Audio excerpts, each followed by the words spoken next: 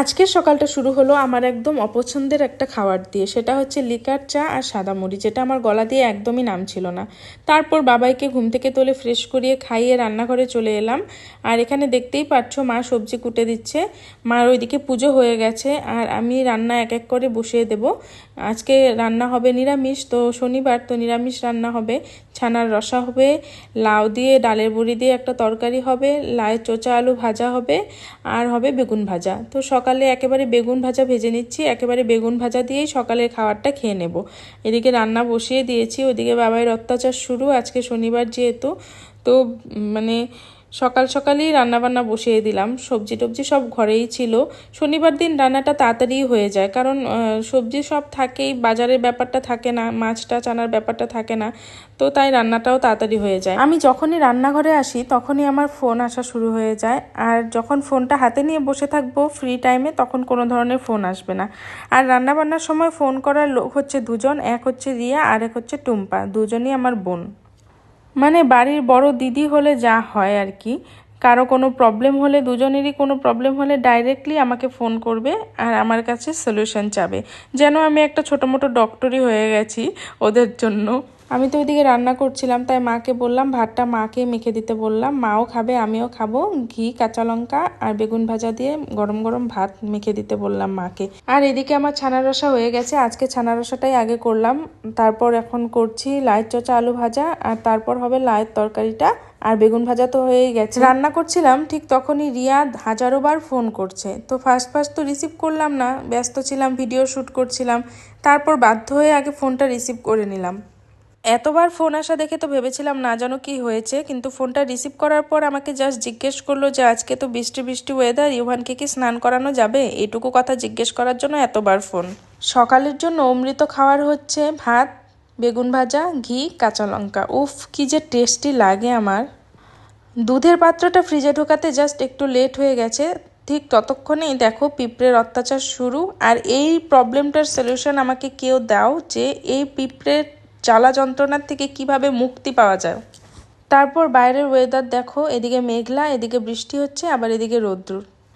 যাক বাবা, এখন তো বৃষ্টিকেও বেশি কিছু বলা যাবে না, কারণ ও কদিন যা গরম দিয়েছিল তখন তো শুধু বৃষ্টি বৃষ্টি করছিলাম। তারপর কাকিমণিদের ঘরে গিয়ে দেখলাম রিয়ার বোন এসেছে, দীপশিখা, যে হচ্ছে কিয়ানের ফেভারিট মানি। তো দীপশিখা যখনই আমাদের বাড়িতে আসে তখনই কিয়ানকে মানে কাকিমণিদের সাইড থেকে আমার এদিকে আনাই যায় না, ওর এত প্রিয় মানি এটা, কারণ দীপশিখা ওর সঙ্গে খেলা করে। আমার রান্নাবান্না কমপ্লিট, এবার কিয়ানকে নিয়ে যাব, নিয়ে গিয়ে স্নান করিয়ে ভাত খাইয়ে দেব। তারপর যেহেতু সকালের চায়ের পর্বটা আমার একদমই আজকে ভালো লাগেনি, তাই দুপুরবেলা একবার বলছিলাম মাকে যে মা চা খাবে, তাহলে চা বানাবো, তাই মাই আমাকে চা বানিয়ে খাওয়ালো। তারপর স্নান টান করে এসেছি, আর এদিকে কিয়ান আর কিয়ানের দিদির নাটক চলছে, একটু তোমরা দেখে নাও। চোখ বন্ধ করো, চোখ বন্ধ করে নাই, এসিও লাগবে, ঘুমাও, এসি দিছে, ঘুমাও, এসি দিছে, চোখ বন্ধ করে নাই।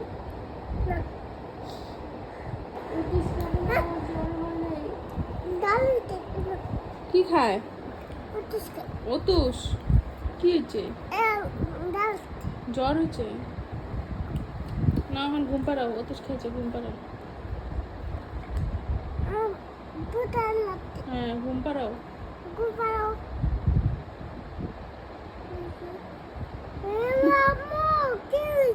কি হইতে দেখি, চোখে ঘুম নাই, ঘুম পাড়াও, ঘুম পাড়াও। তারপর মিস্টার সাহা এলো, দুপুরের খাওয়া দাওয়া হয়ে গেল। তারপর এবার আমরা একটু বেরোবো বাইরে, তো টেইলরের ওখানে যাব, তারপর বড় পিসির ওখানে যাব, ঠাকুরের জামা কাপড় কিনবো। তো চলো তাহলে যাওয়া যাক। তারপর ফার্স্টে চলে এলাম টেইলরের ওখানে, টেইলরের এখানে তো আমার শাড়ি টাড়ি সব দিয়ে দিলাম যা যা ছিল পুজোর জন্য। আর তারপর যাচ্ছি এখন পিসির বাড়ি।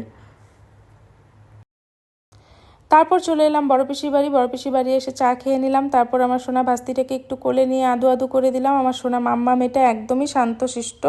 তারপর আমি আর বৌদি চলে গেলাম দশকর্মা ভাণ্ডারে গোপালের আর ঠাকুরের জামা কাপড় কিনতে আর যাযাবতীয় কিনতে। তো সব কিছু কেনা হয়ে গেছে, এবার চলে যাচ্ছি বাড়ি।